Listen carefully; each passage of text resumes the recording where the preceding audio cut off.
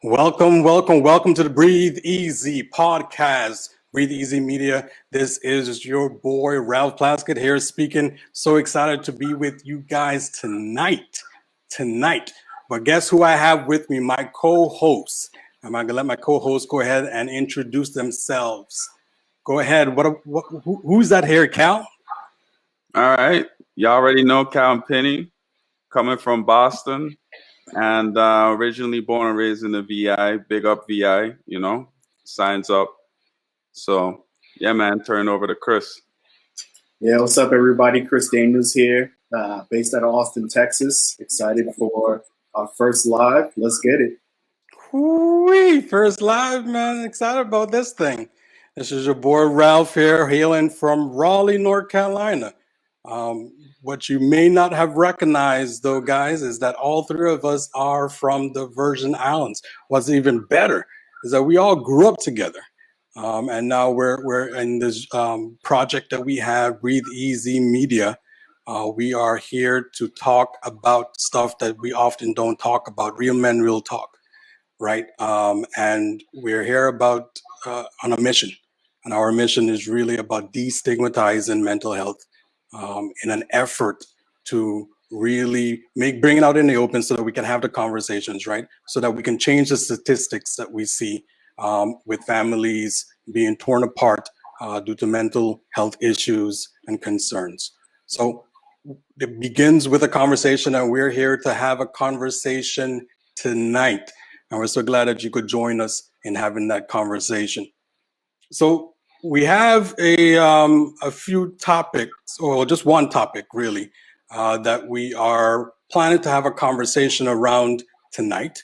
But before we dig into that, we have a bit of a tradition here at Breathe Easy Media. And that tradition is called a heat check, right? So our boy Chris here really brought it to our attention that we need to kind of check in with each other and make sure that, we kind of gauge how things are. So what I'll do is I'm going to hand it over to Chris to facilitate the heat check. All right, so y'all know how it goes. We always want to check in on each other. Three main areas of focus: family, business, and then personal. So I'll kick it off. Family, I would rate that an 8 out of 10. Family's doing good right now.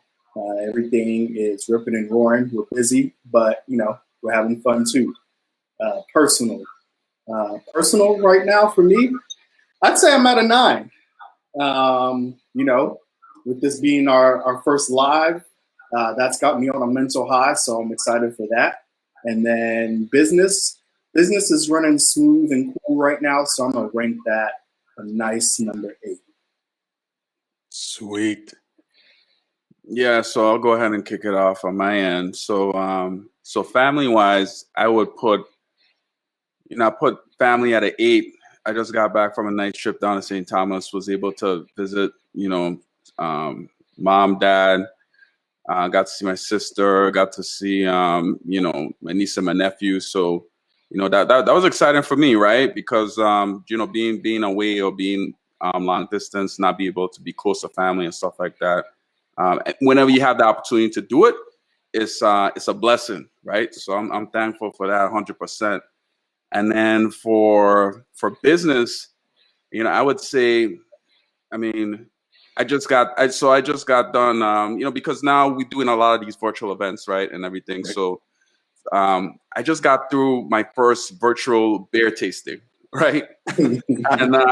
How did that work? And so here's the thing, right? Is because at first, so what you have to do is, we had the organizer put in the order, then he sent out the beer and everything, and I had about like 4 different types of beer. I'm not even like a huge beer drinker, but I mean, like some of the stuff I was trying, because I mean, I like Guinness, and I like Blue Moon is one of my other drinks that I like. Yeah, I like Blue But Moon. but yeah, dude, like I had, he had like, I did try some of the beers and everything. I was like, well, damn, this is like some really good stuff. But other than that, that definitely made business a lot more pleasurable towards the end. Kind of remind me of like going out for like a happy hour. And like if you're from the Boston area, happy hours. Apparently they don't do happy hours in Boston when it comes to drinks. But yeah, but everything else other than that, so I would say for business is a 9. Personally, I feel that I'm at an 8 right now. I just got back out from vacation, so things are definitely on the up and up. Sweet. Yeah. I was going to ask you a question there, but I forgot. I got a question. You got to tell us more about this virtual beer drink, right? Yeah. Right. Yeah. So you know what? I actually, because the same company that did it, so the name of the company is Bear Temple, right? And because like I'm a mezcal, I love tequila. Tequila is my go-to drink. Right. So tequila and mezcal. So he even offered. He was like, "Hey, like next time, I mean, he did have the nice little follow-up pitch right after the beer test. He was like, well, I could do mezcal. But like, well, bro, you deal with beer. Like, what? Now all of a sudden you have a mezcal business? You doing it? So it's like, yeah, though. Like these virtual, because we ain't able to be like close to each other. I guess the idea, because there's some other virtual events that came up. One virtual event was like a pizza making virtual event. And I wasn't really hip on the pizza one, because I like, okay, wait a minute, you sending me the ingredients and I have to make the pizza? Like, just give me the Uber Eats card. Yeah, let me eat, right? And I could buy a pizza and have it come to me, right? But the beer is easier though, because it's like, okay, well, it's already in the can. It's not like you making the beer. It's like you have the beer, you just put it in the fridge, and then you just come out and you just talk about the different, the taste, the aroma, like the ingredients, and yeah, it's funny because like they send it out a couple days before the actual event, and some people showed up and they were like, well, damn, I already drank it. Like I was like probably like one of the only ones that actually like follow the rules. I didn't drink. I still have like 3 others in the fridge, but I drank one of them, and like, yeah, that vibe was like really happy, man. Yeah, really happy. Yeah, that's pretty cool, man. Who knows? Like one of these episodes, man, we'll probably like, have something set up, like a little beer tasting session. Yo, that'd be cool. Yeah. Yeah. So let's see. Family. I am on it's weird. So I'm about a 9 for family. But we had an incident this week. So my son, I'm picking him up from school. We're talking. He proceeds to tell me, share with me something that happened at school. So, right. First thing, the fact that he's talking to me and he feels comfortable and he's good about that score, right? That's why I'm high on it. But the incident that happened at school was one of his friends said something that just didn't sit well with him. Right? Call him a little black boy. Right. Number 2, why I'm high on in my numbers is his response, right? We've been coaching him on, making sure that he stands up for himself. And his response was, hey, that's rude. Don't call me that again. If you call me that again, I won't be your friend. Right. My son's like 8. So, that's his thing. So that I was very proud of him. Of course, not very happy about the incident that happened. And we had the conversation. His friend had no malintent about it. His friend didn't mean it in a manner. But we spoke to the mom. Actually, my wife spoke to the mom. She did. Oh, wait, no, she was good, man. She was better. She was better than me. I was like kind of getting hyped up. I was like, let's do this thing, babe. No, she was good. But very proud of the way that he handled himself and advocated for his position. So happy around that. So that's why I'm a 9. Personally, really happy and excited about this live that we got going on, and the stuff that we have in the future kind of piped up. So I'm really excited about that work. So that is why I am a 9 person. Business wise, look, things are falling out as planned, which was pretty sketchy in the beginning. Didn't know if we were going to really make it. Still have some hurdles to make. So I'm a 9 there on business as well. Right. I got one hurdle. If I make this hurdle with my execs, then I am going to be coasting on cloud 9. Right. So really set this week, really excited. Can't wait to really get into it. Hey, so Rob, I don't know if we could do this right now, but if we could share a link to the event page. Oh yeah. I got people texting me saying like, hey, let's put it to the event page so people can know where to find it. Sure. Let me go ahead and do that.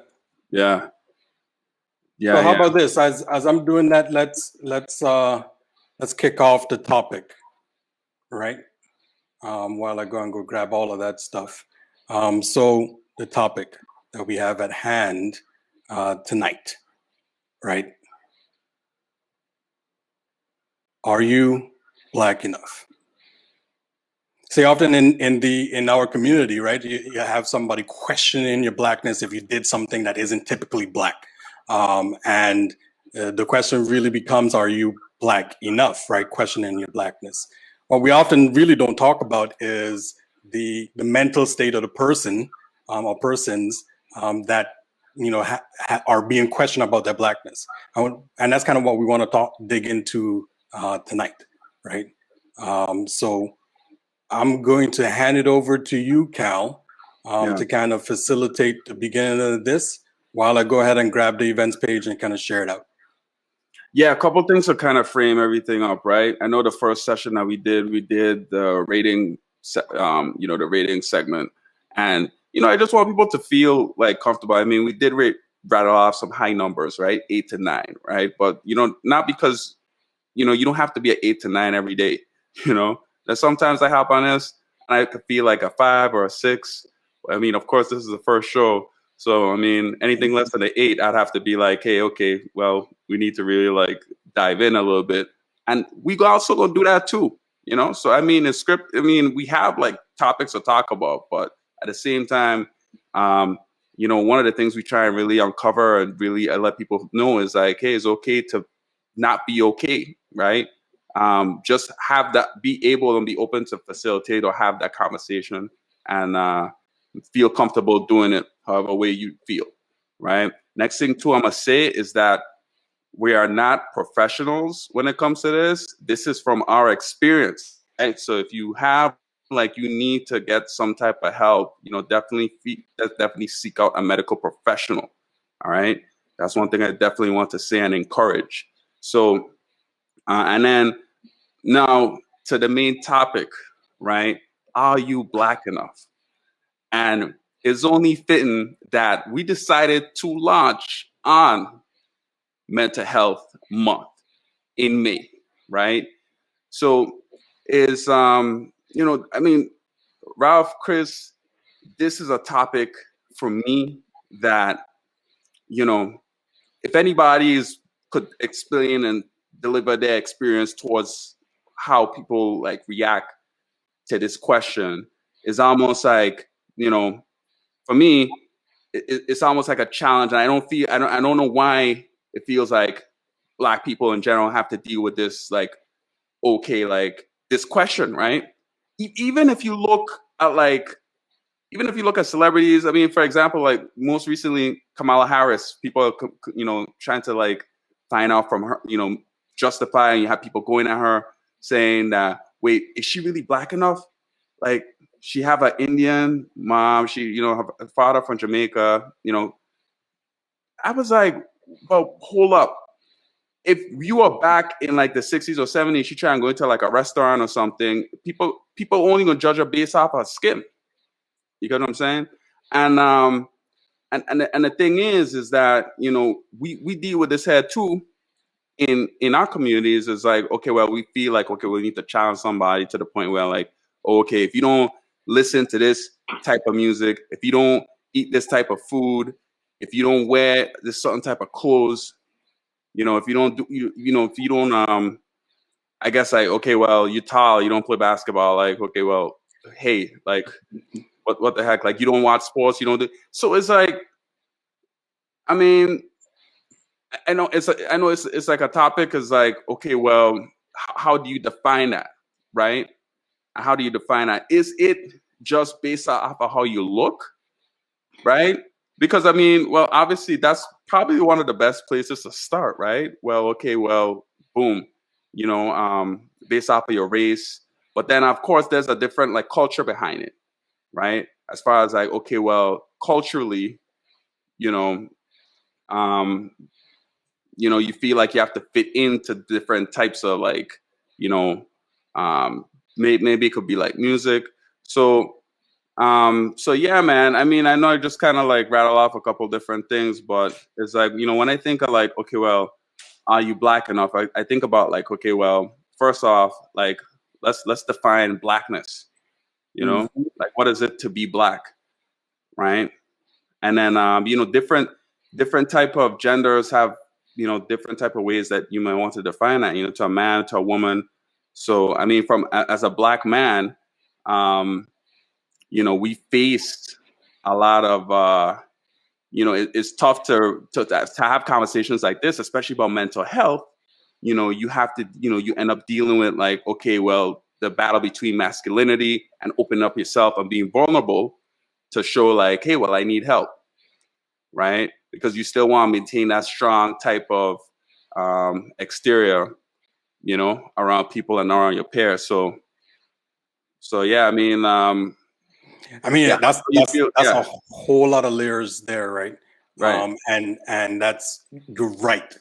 And as you were talking, what really comes to mind for me is, how are you going to put me in a box and define my identity, right?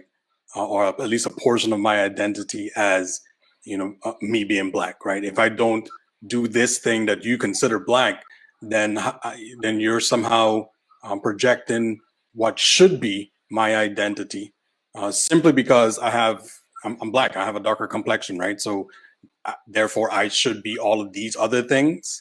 It's really interesting how that all plays out, right? It's like so let's bring it back personal, like closer to home. I don't know about you guys, right? But when we were growing up, right, and because of the school that we went to, and we spoke, how we want to say this, we spoke, for lack of a better term, proper right? Saint-Tomian. Right, proper Saint-Tomian, right? We talking proper Saint-Tomian, and if we bump into somebody who wasn't talking proper Saint-Tomian, they kind of come in for us, because coming for our identity, because we're talking proper. You ain't really from here. You ain't talking the way that the rest of everybody else talk. Right. No, that has nothing to do with it. My language, my speech has nothing to do with my identity as a Saint-Tomian, right? Born, raised, and all of that jazz, right? As an example of kind of what you were talking about, Cal, and it's crazy that that we have to project our definition of what somebody should be based on our own personal experiences, or even an experience of the majority of the community, right? That shouldn't. If somebody doesn't have the typical characteristics of blackness, that doesn't take away their blackness. Well, and to your point, Ralph, what are the typical characteristics of blackness? Right. And I think we need to get away from these stereotypes. We come in all different shapes, sizes. We all obviously the same color, but we all think differently. We're into different things. So I really think it shows some ignorance and insecurity on the part of the person who is posing that question. Go ahead, Cal. You know what? I'm gonna try another hit thing too, right? Not to take it too political, but even back with the last election, right, where Biden straight up were like, if you don't vote for me, you're not black. It's like, okay, well, do I have to have a certain party to support? Because now you have people using it against you as like a weapon. Like, okay, well, you don't, because when you think about race and when you think about being black, it's like, okay, well, race, where you belong is actually like, it's actually part of you, part of a community, right? So now it's like, okay, well, if you're not Black, then it's like, what are you, right? So it almost like robs you of something that is part of you that makes you different, you know? And it's like, it's to the point where, back to what Ralph was saying with now, like, oh, okay, the way that you speak, or perhaps, the food that you eat and the music that you listen to, actually, say if you listen to System of a Down, you listen to rock and roll, right? And I just rolling on the street and I like blast, like jamming out to this thing, right? But like people will be looking around like, oh, like I'm confused. Like, wait, what? Right. Like, you like rock and roll? Like, you like country music? It's like, well, I like good music. Why does it have to? Why that has to be like? Why does like one race have to claim that? And to the point where like I can't just accept all of that. You catch what I'm saying? And be different. I think the biggest thing here out of it is like, well, hey, I'm gonna embrace being different, and just like what I like, and if you like it, that's up to you, right? But that's my choice. And I also think it speaks to the lack of exposure of the person posing the question too, right? They may have never seen, a Black guy, 6 foot, too tall, listening to System of the Down. So it's definitely something. Chris, I feel like you're hating right now, man. Like, bro, you hating. Like, dude, you gotta understand, right? Like that.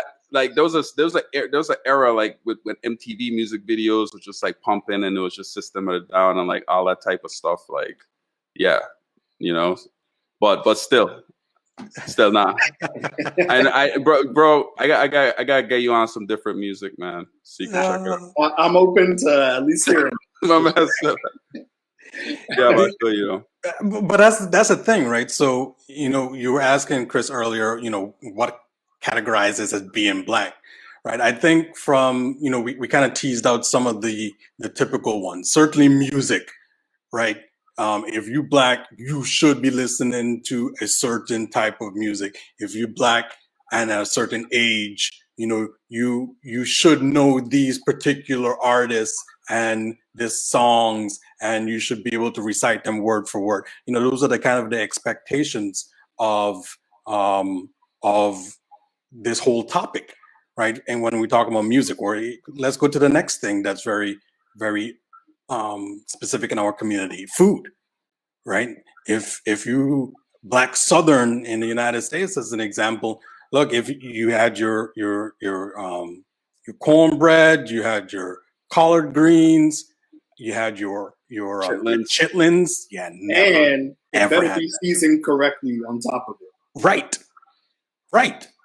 Right. So, and if you didn't, it was all hell breaking loose, right? Mm-hmm. If you never had any of those things, all hell breaking loose, right? Are you really Black? So here's how perverse, I'll say, this is in our community, where there's even a game. There's a game, Black Card Revoke. I want to take your Black card if you don't know this thing.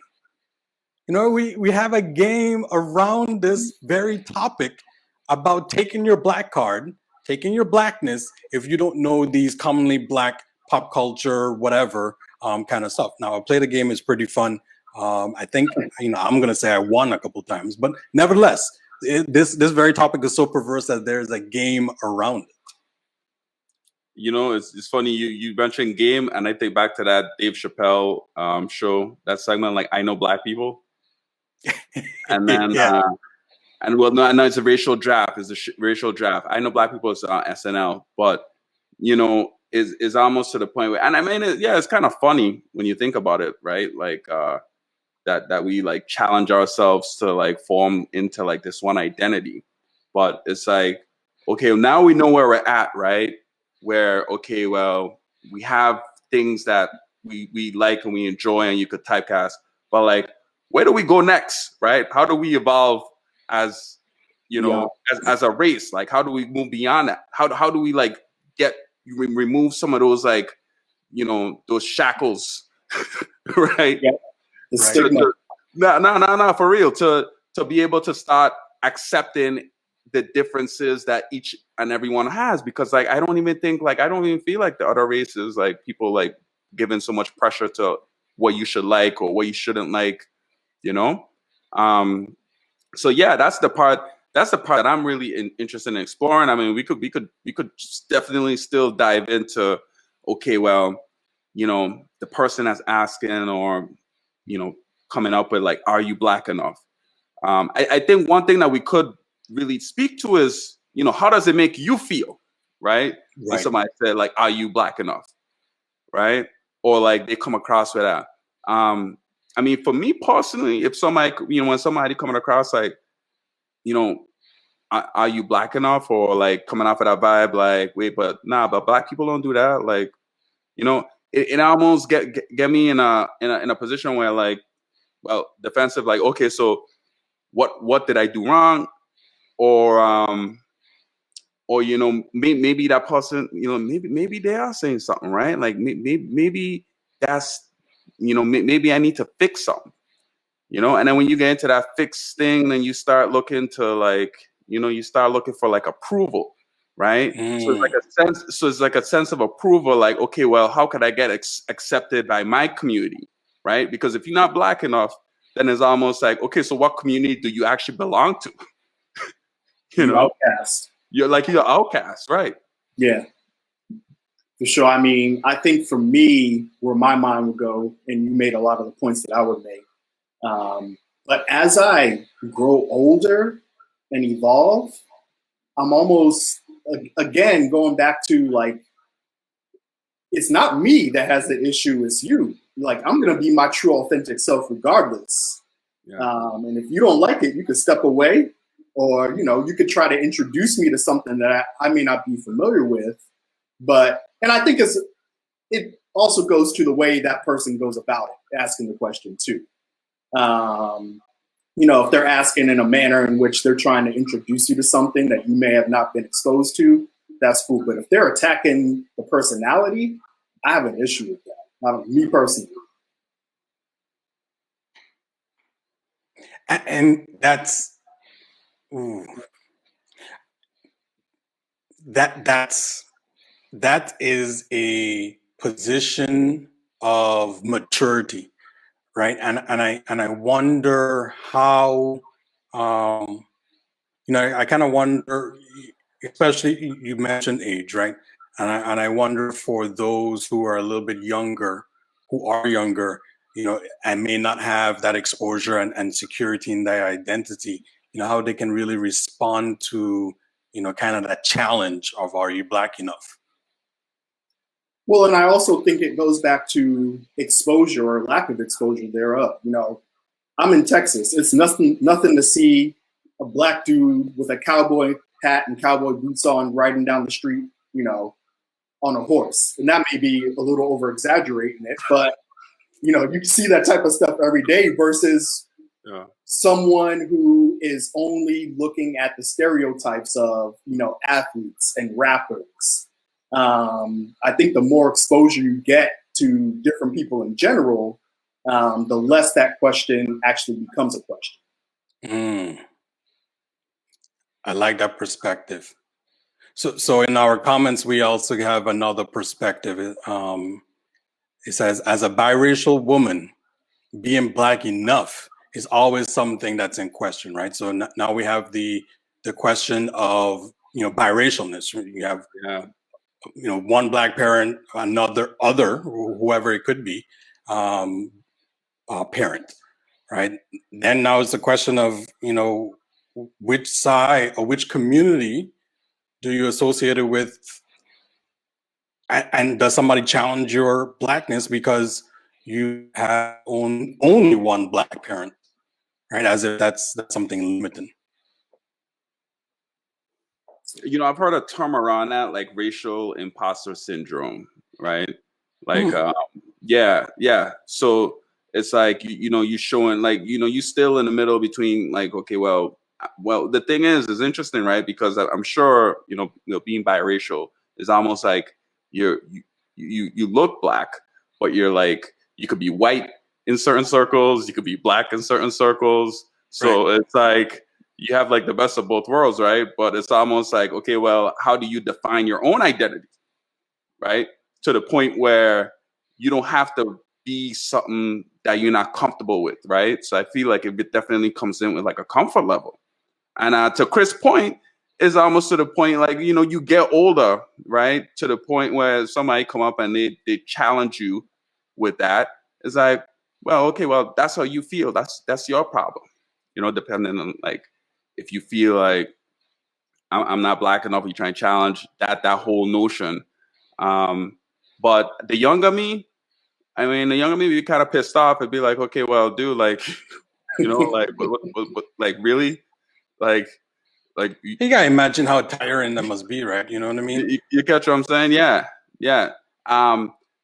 Especially to have to pull up, and you bring up a good point, like tiring, right? It's almost like you point on an act if you have to play like two different like roles. Or even right, I'm securing my identity, right? Yeah. But every time somebody's coming up, oh, you black? Yeah, I'm black. What's your point? Oh, I didn't think you black because you didn't fit this stereotype that I thought of what a black person is or was, right? From physical all the way to everything that we've talked about tonight, right? So like that whole notion of having to defend your blackness can be rather tiring. That's the position I was coming from. Right. So is it something that's assumed, like as far as like, okay, well, for a biracial person, do you get to pick? Is that something that you pick and you identify, and it's an identity, and that's something you share with people, right? Because the thing is like, well, people could look at you and it could feel like, okay, well, yeah, you may look black. Well, you may look black, but what identity, like, what do you want to like choose or identify yourself as, right? I mean, I guess that's when it get complex from that standpoint. But yeah, I mean, well, and I think it goes to how you identify yourself versus how others identify you. Yeah. And I am, the father of 3 biracial children, and we get, as you can imagine, we get a lot of questions from them, like, how should I identify myself? And I would love to live in a world where I could say, you identify yourself the way you want to identify yourself, and don't let anybody impose, their picture of what your identity should be on you. And that's exactly what I tell them, because they're my girls, and I'm gonna protect them, and I've created that safe space for them. But I do have concerns about when they get out into the real world, as they get older and going through those struggles as well. I just think we need to evolve as a community beyond that point of even asking the question in the first place. Yeah. Yeah. When you said that, Chris, you triggered me, right? And the fact that people can come for my girls, I was triggered there for a second. But so I remember when this topic first came to, I guess my awareness, right? So beyond just the what we talked about when we were home and questioning, if you saying "told me enough," if you really from here, as they would say. I remember in filling out my college application, right, and I'm aware enough that I need to I have to create my conditions that make myself as unique as possible, right, to get into the school that I wanted to get into, to get all of the scholarships or the grants that I wanted or needed, really. I remember putting myself as other, right? I wasn't Black or African American, and I wasn't any of the other races, ethnicities there. I put myself as other, and I said I'm Afro-Caribbean American, right, coming from the Virgin Islands. My intention in doing that was really so I could create conditions that I could get, the grants and the loans, right, by diversity. But when I did, I actually, I had to really think about it. I was like, well, I'm not going to only categorize myself as Black or African American, because I don't want to lose or forget about or not speak to my Caribbean heritage, right? So my intention around that was really twofold: get the scholarships or get the grants, and then really be able to speak proudly of what I identified with, which was Afro-Caribbean American. That's interesting, right? Because I've seen applications like that too, where you would see Afro-Caribbean and then African American, and then other.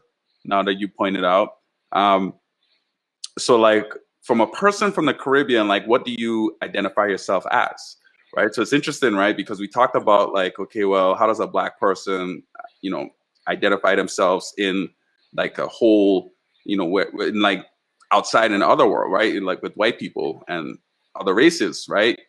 But what about Black enough in the Black community? Because there's so many different types of Black people, right? You have like Africans, you have African Americans, like you have Afro-Caribbean, right?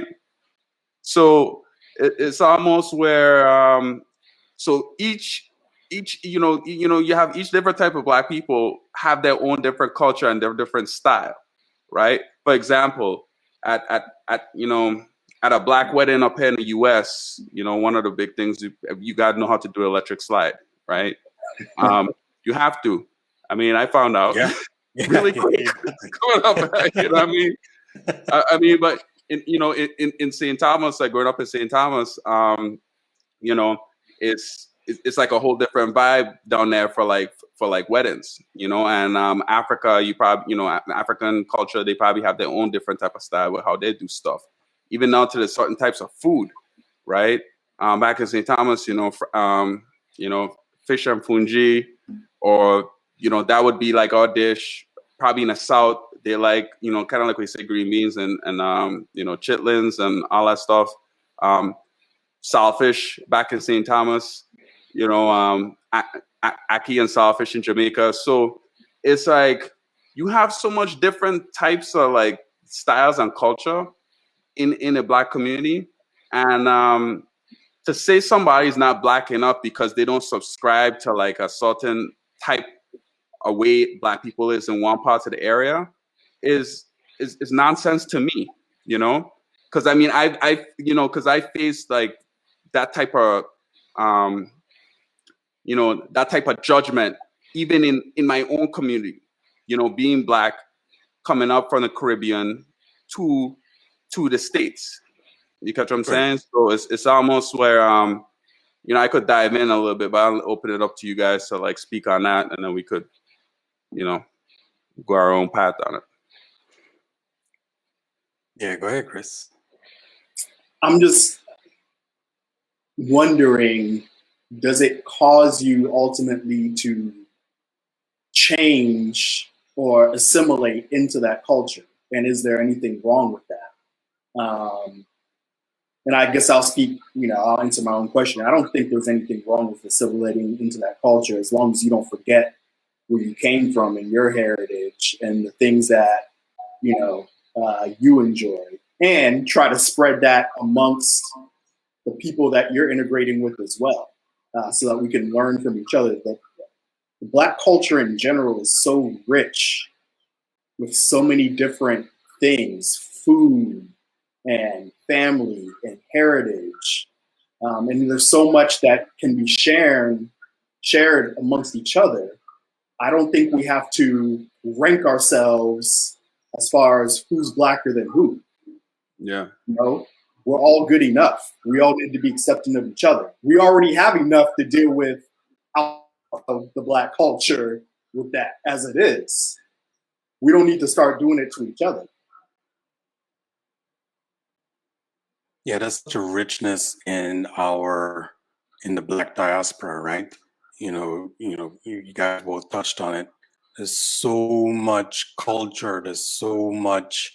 I'm just going to go back to richness all around in our diaspora, and to think that one is more prominent than the other and therefore better or some way, shape, or form, that's a limiting belief. And to your point earlier, Chris, the more exposure that you get, the more that you get outside of your bubble, and you come to an understanding of the more that exists. I think that is a contributor to the shift that we've been talking about that needs to happen in the community, where the question doesn't even come up, right? Are you Black enough? Because there's been enough exposure to the richness of the diaspora, right? And I think it starts with facilitating the conversation, right? Having this very conversation as a catalyst to what could be the change. So what does change look like? What y'all think it looks like from are you Black enough to yes, you are Black enough, right? What's the gap? How do yeah? I think it's like, hey, Chris, I know you may not be familiar with System of a Down. Let me send you their Spotify playlist real quick. I think it's as simple as that. Yeah. Just changing the way you approach it. Yeah, you're right, because you did bring up the point, like just being just exposing yourself to different experiences. Listen to maybe one day you listen to different type of country or whatever. You just instead of staying yourself in a box. And the music is an example, right? I mean, there's so many. If you open yourself up to different experiences and stuff like that, then you could kind of find yourself and just embrace being different. Yeah, and I don't think there's anything wrong with that. I don't think there's anything wrong with being unique or thinking outside of the box or, liking something that's different from the norm. Again, I think it goes back to being your true, authentic self and evolving over time and figuring out what you do like and what you don't like. I'm just reading the comment here.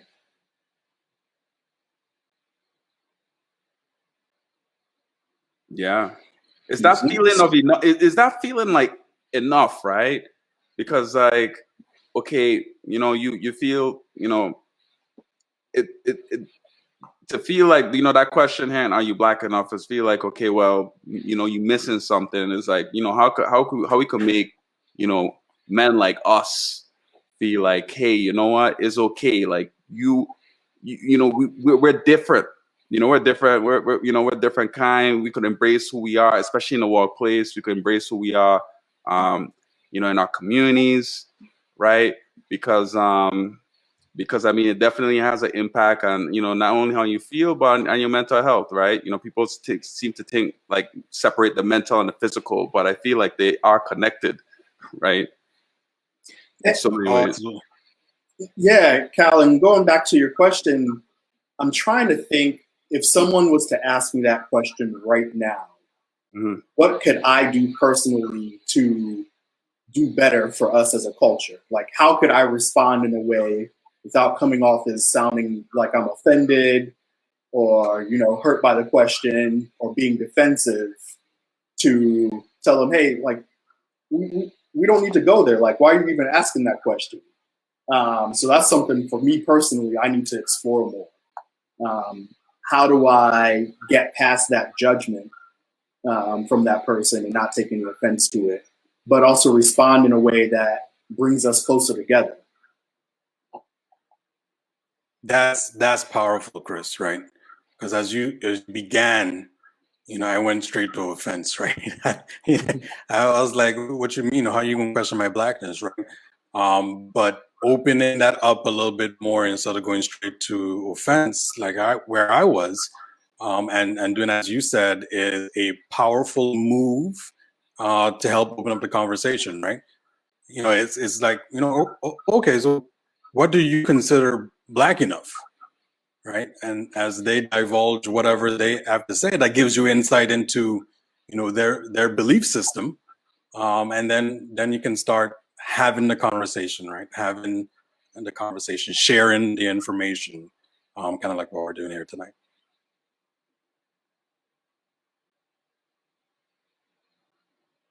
So we have an opportunity, right? And we said opportunity is to be more open and inclusive in our understanding when presented with the question, if it was asked today, and to facilitate the conversation.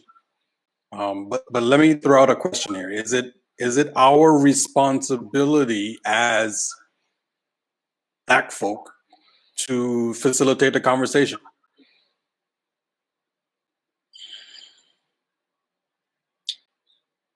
Chris, I'll let I you don't get it. think it's our responsibility necessarily, but I do think that if we want to see the change within ourselves, within our own culture, then we have to be the one to rephrase that and question why they're even asking that question in the first place.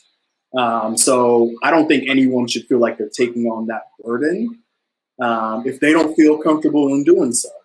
But I would just say be mindful of how you respond and, you know, how ultimately it could impact that particular relationship further on down the line. And take it as an opportunity to educate and, you know, possibly develop a long-term relationship with that person, digging in deeper into why they actually feel that way in the first place. And you may learn some things. I won't say they're asking you for a legitimate reason, but maybe it's a lack of understanding, and you can fill that gap or that void for them. Yeah, you know, I take a similar position, right? Because like it's not necessarily my responsibility to educate, well, to educate you on that stuff, but you know, I think it's an opportunity for me to learn, right, more of the position as far as like where is that coming from, right? Where is it coming from? Because perhaps you have something internally that you're trying to figure out yourself, right? So perhaps that's an opportunity to share, you know, maybe it's an opportunity to share, okay, well, you know, how you feel about that question to the person or to address it. Or you don't, I mean, you know, sometimes we feel like we have to like challenge or have an answer to every question, but maybe you don't have an answer, you know? Maybe you just sit with that question and just be like, okay, well, I don't know, you tell me, like define, what's your definition, you know? So I know this is like an interesting first topic, and I'm sure we're gonna have plenty more fun topics to really dive into. But I think you know, just really tapping into, you know, I like to see, you know, the whole evolution, like how we can move out of this, and you know, it's kind of like, okay, well, you know, tying back to what Chris says, you know, we move out of it by just like being able to just embrace that people are different, right? Because like even though, you know, it's funny, like we're talking about if someone was to ask us this question, you know, but I'm sure like some of us probably have these judgments too when we see other people, right? Where it's like you may want to be thinking like, okay, is this person this enough, or this person that enough, or like you have like your preconceived like ideas, you know, and you know, I think I would just you know, approach it with curiosity, right? It's like approach that, you know, blackness could be, you know, just approaching it from a curious standpoint to where it's not like you're not like locking it into like, okay, well, this is like one thing, you know, like you have to be like, I can't even, it's interesting, right? Because, you know, even to the point where like some of the places I go, right? Some people will see me and they'd be like, oh, okay, you know, you must play for some team, or you must be like an athlete or something like that. You know, people gonna have their own type of judgments, and I'm like, well, nah, I ain't an athlete. I got a full-time job, like I do my thing. Like, well, you assume like every tall Black guy has to be an athlete or be something to be, you know, what he got in life. You catch what I'm saying? So, which I mean, that's still like, I take that as a compliment. Yeah, of course, like I'm gonna be up at the gym at 6 a.m. in the morning, but at the same time, it's like you know, to kind of what I think that we're getting to and we're uncovering is that, you know, people gonna have their own judgments of you, but it's important for you to have your own definition and define what blackness is to you, right? Because once you have that definition down, then you can start having intelligent conversations if you choose to engage with people on what it means to you. You know what's really interesting? Well, two things. One is I definitely never get mistaken for an athlete, right? Because I'm not 6 foot anything. So I don't get that. Maybe like Jedi football or probably like soccer. Nah, brother. They're like you ain't nothing. Of course. The other interesting thing is the notion of that you guys brought up. You guys stacked a lot of it in there, right? You guys talked that learning is a key component in facilitating a conversation to be more open and inclusive, right? Being inquisitive, having curiosity that allows things to kind of open up about understanding different things. So what I find interesting in all of this is the notion of the enough part, because I coach people, and one of the coaching questions that often come up for me in my engagements with folks is, who are you? Right? And not enough people, not enough people, but a lot of people are challenged with answering that question, really digging deep and defining who they are. Right. So I think it's one, certainly it's critically through my lens, it's critically important for you to define who you are and claim your stake, right, of who you are. And that doesn't have to be static. That will certainly change over time as you change, as you gain more experience. But it's really, claiming that stake, to your point, Cal, of your identity. So when somebody comes up against you, or questioning that identity, you're fine, and then you can help educate them to grow and open up their belief system around it all.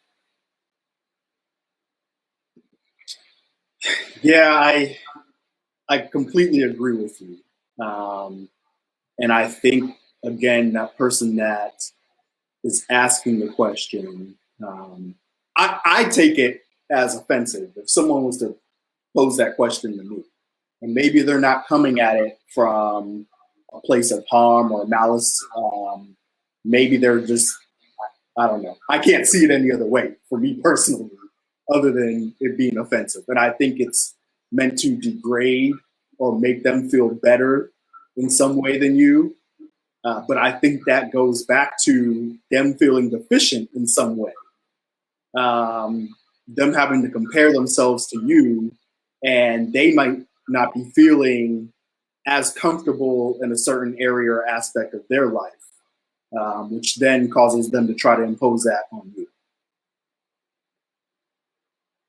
Mm-hmm. Yeah. What you just said there is a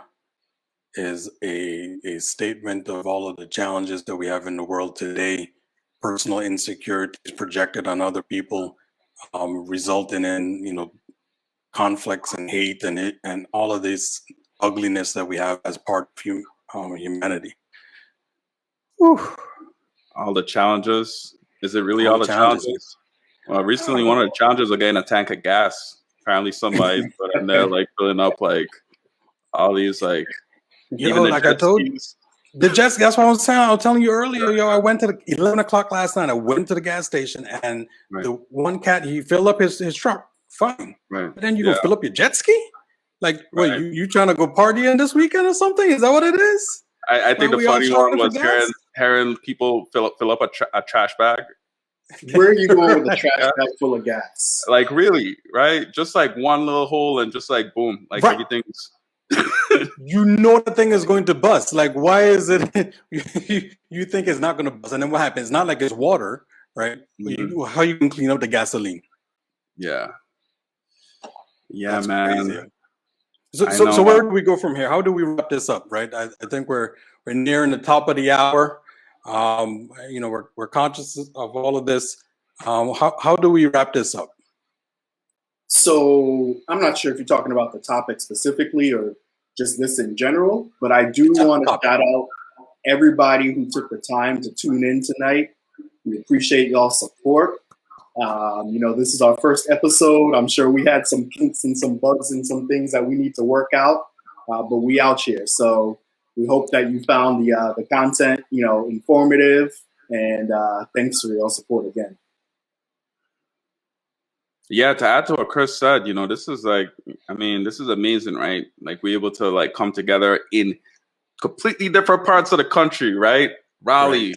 Boston, Texas.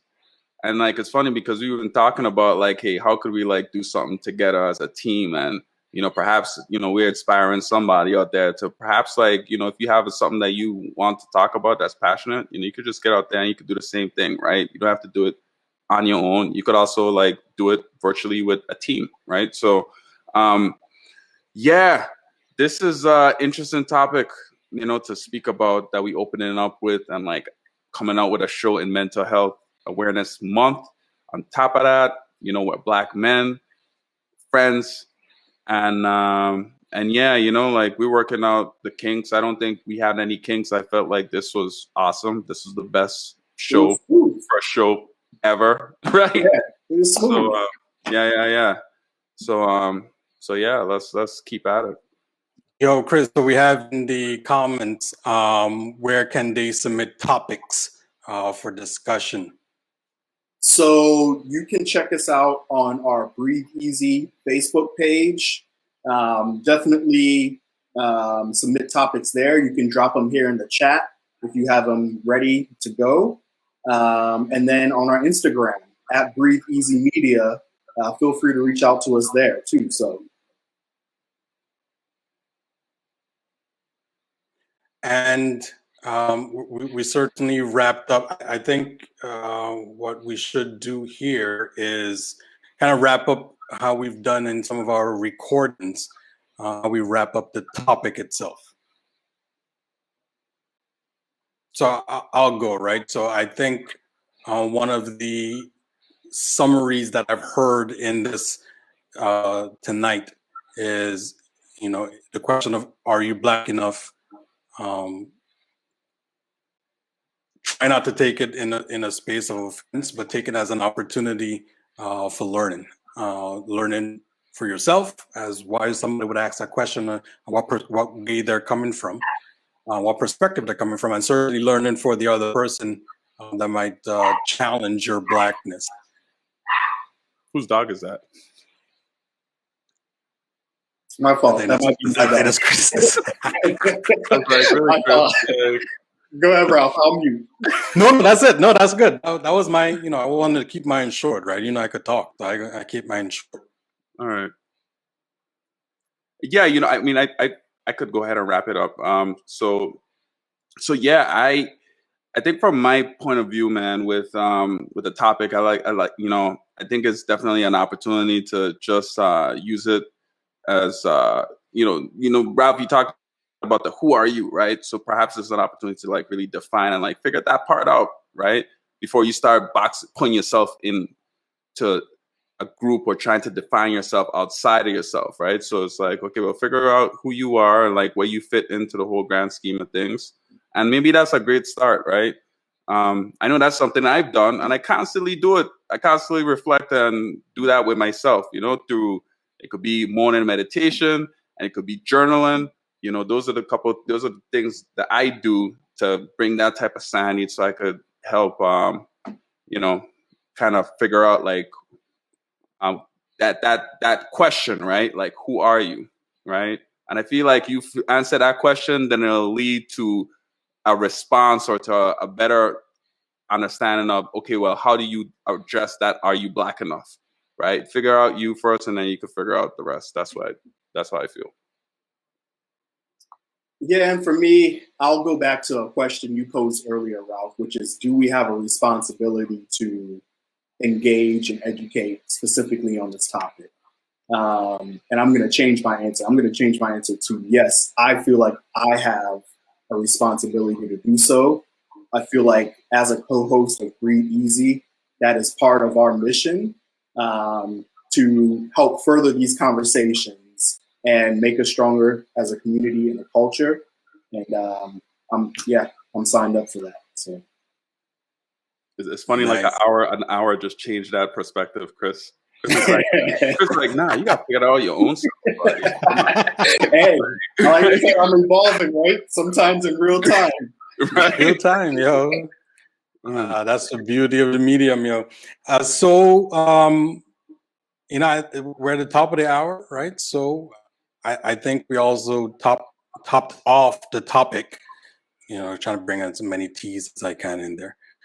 We topped off the topic, and I think we landed in a good place. Yeah, we learned about virtual beer tasting. If anyone looking for an event at work, go ahead, try it out. It's a ton of fun. Invite me if you can. Shoot, right? If I'm gonna invite me too. I mean, I got to that. You know what I mean? Virtual beer day. I was trying to figure out how that was even done. Yeah.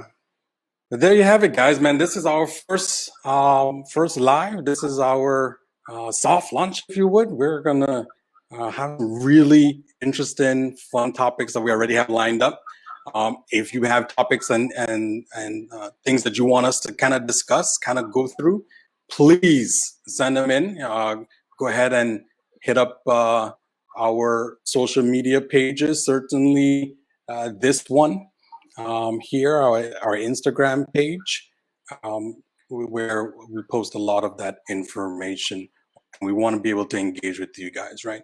So the next time that you see us, we'll be on YouTube Live. So excited about that opportunity there to be able to share with you guys on YouTube, on that platform, as we are currently now on Facebook. Final words, gents, until we close it out? No, thanks all for tuning in. This is Chris here. Look forward to seeing y'all next time. Breathe easy, folks. Just be.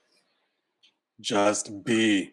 We really appreciate your support, guys. We really appreciate your likes, your shares, your engagement in the comments. It was really fun and a difference for us, right? To be able to engage with people live and in the comments. So we will be here same time next week, Wednesday at 10 p.m. Eastern, 9 p.m. Central. And I don't know what it is on the West Coast, right? Whatever it is. But so happy that you guys could join us. And we look forward to engaging with you next week as we bring a brand new topic. And I believe we have a guest as well. In order for you to find out, you have to join us next week. I'm so glad that you could join us. Thanks. And until next week, enjoy. Just be easy.